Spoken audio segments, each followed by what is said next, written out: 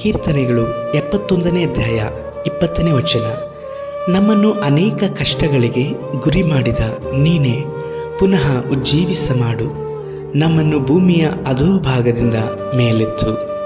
ಕರ್ತನಲ್ಲಿ ಪ್ರೀತಿಯ ದೇವಜನರೇ, ದೇವರಾಗಿರುವಂಥ ಯೇಸು ಕರ್ತನು ಈ ದಿವಸವೂ ಸಹ ನಿಮ್ಮನ್ನು ಪ್ರೀತಿಸ್ತಾರೆ. ಮಾತ್ರವಲ್ಲದೆ ನಿಮಗೆ ಆಲೋಚನೆಯನ್ನು ಹೇಳಿಕೊಡುವವರಾಗಿ ಇದ್ದಾರೆ.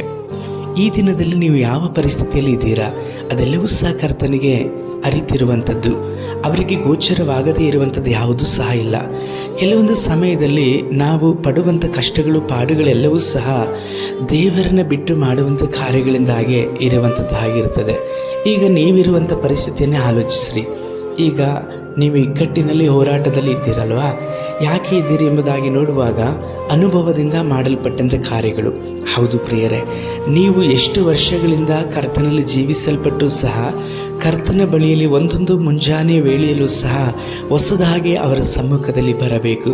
ಹೊಸದಾದದ್ದನ್ನು ಆತನು ಕೊಡಲಿಕ್ಕೆ ಶಕ್ತರಾಗಿ ಇದ್ದಾರೆ. ಯೆರೆಮೀಯನ ಪ್ರಲಾಪದಲ್ಲಿ ನಾವು ನೋಡುತ್ತೇವೆ, ದಿನವೂ ಸಹ ಹೊಸದಾಗಿ ಕೊಡುವಂಥ ಕರ್ತನು ಎಂಬುದಾಗಿ ಹೇಳಿ. ಆದ ಕಾರಣ ನೀವು ಅನುಭವದಿಂದ ದೇವರನ್ನು ಬಿಟ್ಟು ಯಾವ ಕಾರ್ಯಗಳನ್ನು ಮಾಡಬೇಡ್ರಿ. ದೇವರ ಸಮಕ್ಷಮದಲ್ಲಿದ್ದು ಪ್ರಾರ್ಥಿಸ್ರಿ. ದೇವರೇ, ನಾನು ಈ ಕೆಲಸವನ್ನು ಮಾಡ್ತೇನೆ, ನಾನು ಈ ಕಾರ್ಯಗಳನ್ನು ಮಾಡ್ತೇನೆ, ಇದು ನಿಮಗೆ ಹಿತಕರವಾಗಿದೆಯೋ, ನಿಮ್ಮ ಚಿತ್ತವಿದೆಯಾ ಇಲ್ಲವಾ, ಇದನ್ನು ಮಾಡಲಾ ಬೇಡವಾ ಎಂಬುದಾಗಿ ಹೇಳಿ ಕರ್ತನ ಬಳಿಯಲ್ಲಿ ನಿಮ್ಮ ಆಲೋಚನೆಯನ್ನು ಕೇಳ್ರಿ. ಆಗ ಕರ್ತ ನಿಮಗೆ ಸಹಾಯವನ್ನು ಮಾಡ್ತಾರೆ. ಅದನ್ನು ಬಿಟ್ಟು ಎಷ್ಟೋ ವರ್ಷಗಳ ಹಿಂದೆ ನೀವು ಮಾಡಿದಂತಹ ಕಾರ್ಯಗಳನ್ನು ದೇವರು ಆ ದಿನದಲ್ಲಿ ಆಶೀರ್ವದಿಸಿದ್ರು, ಈಗಲೂ ಸಹ ಆಶೀರ್ವಾದ ಮಾಡ್ತಾರೆ ಎಂಬುದಾದಂಥ ರೀತಿಯಲ್ಲಿ ಮಾಡಬೇಡ್ರಿ. ಯಾಕಂದರೆ ಪ್ರತಿಯೊಂದು ಸ್ಥಿತಿಗಳಲ್ಲಿಯೂ ಸಹ ಕರ್ತನು ನಮಗೆ ಆಲೋಚನೆಯನ್ನು ಹೇಳಿಕೊಟ್ಟು ನಮಗೆ ಒಳ್ಳೆಯದನ್ನು ಮಾಡುವವರಾಗಿ ಇರುತ್ತಾರೆ.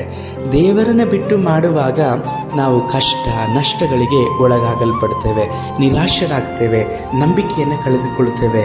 ದೇವರ ವಿಷಯದಲ್ಲೂ ಸಹ ನಾವು ಚಂಚಲರಾಗಲ್ಪಡ್ತೇವೆ.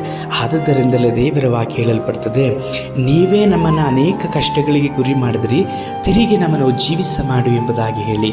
ಹೌದು, ಕಷ್ಟಗಳು ನಷ್ಟಗಳು ದೇವರಿಂದ ಬರುವುದಾದರೂ ದೇವರನ್ನು ಬಿಟ್ಟಂತಹ ಸಮಯದಲ್ಲಿ ದೇವರನ್ನು ಬಿಟ್ಟು ಮಾಡುವಂಥ ಕಾರ್ಯಗಳಲ್ಲಿ ನಮಗೆ ಉಂಟಾಗುವಾಗ ತಿರುಗಿ ನಾವು ದೇವರ ಸಮಕ್ಷದಲ್ಲಿ ಬರುವಾಗ ಕರ್ತನು ನಮ್ಮನ್ನು ಪುನರ್ಸ್ಥಾಪನೆ ಮಾಡಲಿಕ್ಕೆ ಶಕ್ತನಾಗಿದ್ದಾನೆ.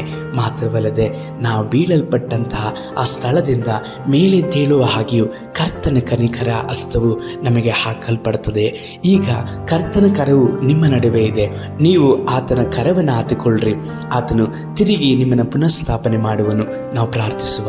ಸರ್ವಶಕ್ತನಾದ ದೇವರೇ, ನಿಮ್ಮನ್ನು ಬಿಟ್ಟು ಮಾಡುವಂಥ ಎಲ್ಲ ಕಾರ್ಯಗಳಿಗಾಗಿ ನಾವು ಪಶ್ಚಾತ್ತಾಪ ಪಡುತ್ತೇವೆ. ದಿನವೂ ಹೊಸದಾಗಿ ನಿಮ್ಮ ಸಮ್ಮುಖದಲ್ಲಿ ಕೂತುಕೊಳ್ಳುವ ಹಾಗೆ, ನಿಮ್ಮ ಆಲೋಚನೆಯೊಟ್ಟಿಗೆ ನಾವೆಲ್ಲವನ್ನು ಮಾಡುವ ಹಾಗೆ ನಮಗೆ ಸಹಾಯ ಮಾಡಿರಿ ಅಪ್ಪ. ಕಷ್ಟದಲ್ಲೂ ನಷ್ಟದಲ್ಲೂ ಪರಿತಪಿಸುತ್ತಿರುವಂತಹ ಈ ಸಹೋದರಿಯನ್ನು ಮುಟ್ಟಿ ಅವರನ್ನು ಪುನಃಸ್ಥಾಪನೆ ಮಾಡಿರಿ. ನಮ್ಮ ರಕ್ಷಕನಾದ ಯೇಸು ಕರ್ತನ ನಾಮದಲ್ಲಿ ತಂದೆಯೇ, ಆಮೇನ್.